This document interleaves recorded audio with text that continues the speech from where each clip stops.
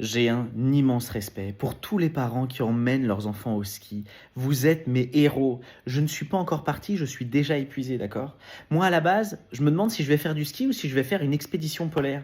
Parce que vous savez à quel point je suis un psychorigide de la valise. Bon, là, j'ai 2 containers pour partir en Sibérie. Je veux dire, les affaires de ski, ça prend une place. Pour fermer la valise, t'es obligé de t'asseoir dessus, tu sais, et de fermer le truc. Et pour un peu que t'aies oublié quelque chose, tu sais, tu la réouvres, t'as oublié que c'était des affaires de ski, bam! Ça te pète à la gueule comme un matelas gonflable. Mais comment vous faites, les parents qui ont, je sais pas, 2, 3 ou 4 enfants? Mais donnez-moi des tips. Déjà, moi, avec un seul, je sais pas comment je vais arriver à la station. Et je me vois arriver à la station comme un bon gros parisien. Tu sais, à tirer mes 2 grosses valises là dans la neige. Au bout d'un moment, bah, ça ne roulera plus. Je vais être obligé, tu sais, mais de tirer 2 gros parpaings de 23 kilos avec tous les gens qui se foutent de ma gueule. Encore un parisien qui est venu en basket blanche. Je suis allé chez Decathlon. Je voulais acheter des trucs chauds pour mon fils. Et je pense que le vendeur, je sais pas, peut-être il savait que j'étais un papa célibataire. En tout cas, il a vu sur mon front, gros pigeon, il va cramer tout son PEL. Le vendeur m'a quand même fait, est-ce que vous avez pensé à la cagoule thermique? Je lui ai dit, qui est cagoule thermique? Il va avoir un tour de cou, un bonnet et basta. Il me dit, non, faites attention parce que si parfois il y a des petits vents polaires, la cagoule thermique, c'est super.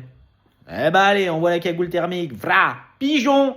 Il m'a dit, est-ce que vous avez pensé au sous-gant en soie? Ah non, non, non, vous m'aurez pas avec la soie, hein, parce que ma mère m'a offert des têtes d'oreiller en soie, donc mon fils, il va pas se caresser le visage pour essayer de rajeunir.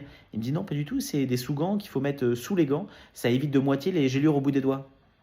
Eh ben allez, file-moi les sous-gants en soie. Pigeon. À la caisse, j'ai vu des chaussettes chauffantes, bah je les ai prises, bien évidemment. J'étais à 2 doigts d'acheter un détecteur d'avalanche.